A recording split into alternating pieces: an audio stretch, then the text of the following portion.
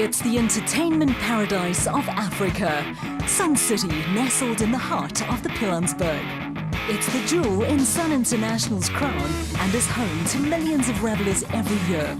It's also home to the fifth leg of the Donaldson Cross Country Championship, the Sun City 400, the competition's flagship event on the calendar. Rob, this must be a great moment for you here at the starting line where everything's come together, all the hard work and everybody's good to go. Yes, and you can see it's a big event, lots of vehicles competing down here. Sun City is always popular. It's a great place to be, and yeah, we're really excited to get the racing going. As is everyone else. All eyes were on Anthony Taylor and Dennis Murphy from Castrol Toyota, and the pair didn't disappoint. The duo went into the race tied at the top of the standings, but after blitzing their way through qualifying, they went on to secure their third win on the trot and take hold of the outright lead in the championship.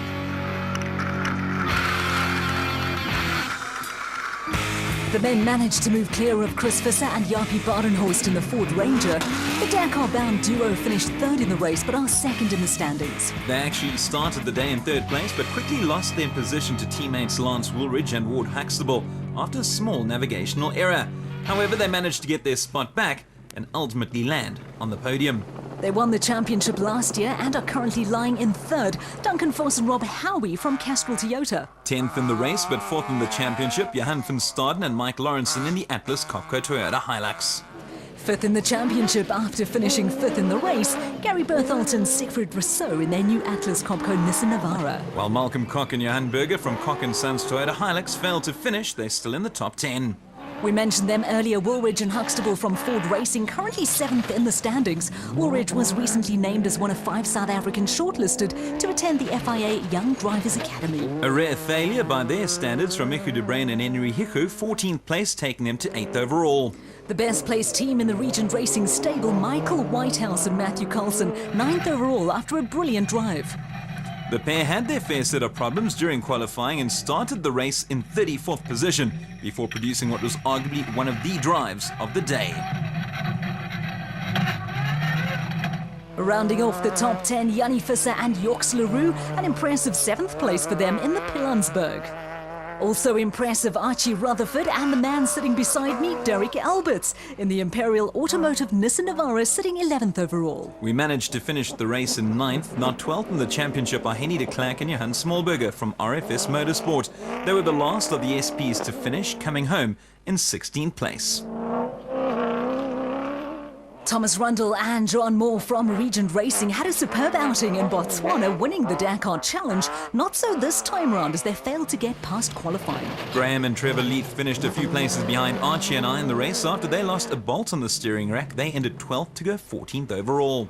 Dion Venter and Ian Palmer from Trisom Racing were superb, finishing 6th at Sun City in their Toyota Hilux. Now, Venter was in fact co-driver for Archie Rutherford on the last day in Botswana, but this time he finds himself behind the wheel.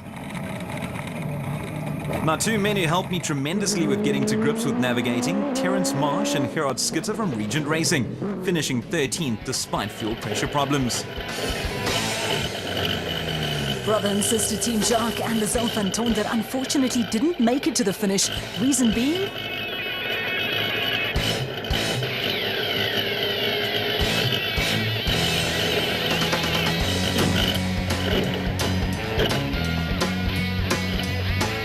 fortunately, they came out unscathed, also unable to make it to the end, but 18th overall, Gerald Leroux and Henrik Badenhorst from Rubicon Racing in their Ford Ranger. The man who captured 3 stage wins at Dakar on a quad, Cyril van Biljon alongside Philip Hasselman, the Atlas Copco pair, came in 11th. Racing for the first time in the SP class, Luke Boert and Kevin Durston from Force Fuel, a credible 15th for the rookies. Taylor and Murphy then moving clear of Ford Racing's Visser and Badenhorst. I must say it's equal for everybody. I must say the racing is so competitive these days. It's just a matter of if you make a little bit small mistake, then you're out the competition. So yeah, I must say the competition is very stiff now. So Taylor and Murphy taking their total points haul to 110.5, 10 ahead of Visser and Badenhorst, while Vos and Howie stay third with 74. Johan van Staden and Mike Lawrenson are fourth, 5.5 points clear of 5th place Atlas Copco teammates Bertholdt and Rousseau. Sun City saw a welcome return to action for Willem Vos. He last went behind the wheel in Bloemfontein last year. You're back in action after that role in Bloem. What are your memories of that whole episode? Yes, dit was nogal erg geweest. As jy weer terugklim in die kar dan is jy maar 'n bietjie op jou senuwees en ry bietjie stadiger. Dit was maar 'n dom fout geweest, drivers error. Maar ons is terug, ons gaan hierdie wedren ry en dan gaan ons die einde van die jaar weer daai laaste wedren ry en dan hopelik volgende jaar kan ons weer 'n jaar maak van dit. Here's the man who looks like he should be on the rugby field rather than behind the wheel. Force Fuels Luke Botha. Your plans for moving to SP? Firstly, to have fun. I mean, it's a major learning curve. The car is very, very different to a Class E. Handles differently, it's a lot faster, it's much more capable. So I've really had to adjust my driving style. So today's a learning curve. We'll pick up our speed slowly, but most importantly, we're going to have a lot of fun today. And how much seat time have you actually had? Just left of 0. My navigator hasn't even been in the car yet. I've taken it for 2 short burns. But don't know if it's confidence or arrogance, but we're going for it today. Well, let's move on to the class where Luke would have been competing, Class D and E. Well, we've already seen Dad Dion Venter in action. Here's his son Jason alongside Vincent van Alleman. The Trisom Racing pair are top of the standings following their third place finish. The giants of the sport, literally, Jack and Cyril Oosthuizen admitted that the route was just too fast. They came home in 4th place but are 2nd overall in their Land Rover Defender. The instantly recognizable Toyota Land Cruiser of Johannes van der Horn from Molelaan Toyota. The pair finished first, taking them to 3rd in the championship. Donna Force and Henry de Kock had a great outing, a 2nd place finish for them in their Toyota Hilux. Big D Douglas Fear first in Class Youth as Brighton's removal navigator Kurt de Villiers means that they're 2nd in the championship.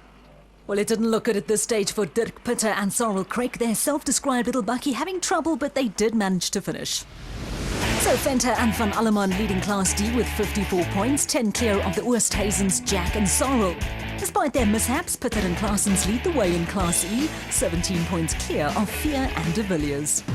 We've had the likes of Stefan de Blanche, Natalie de Toy, Fanny de Villiers and Roxy Lowe. This time it was the turn of our very own Derek Alberts to sit in the Imperial Automotive hot seat. I'm just so disappointed that it's come to an end because obviously it's been building up to this over the last couple of months and now it happened and I loved every single second. This time round I was a bit disappointed after the prologue because I thought I could have done a bit better. I lost my way in the book a bit. This time round I think I can say without fear of contradiction that I actually didn't lose my place at all. Maybe Archie will tell you differently, but we had a great ride today. And then once you ride, I mean, geez, I'll never look at this race in the same way again, especially from a navigator's point of view as well. I mean, it's a very hard job.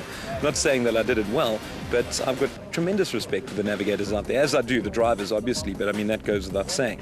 But there's no doubt in my mind that whenever I look at another race again on the Donaldson Cross Country calendar, I will know how tough it is, how hard it is, how fast it is, and how great it is as well.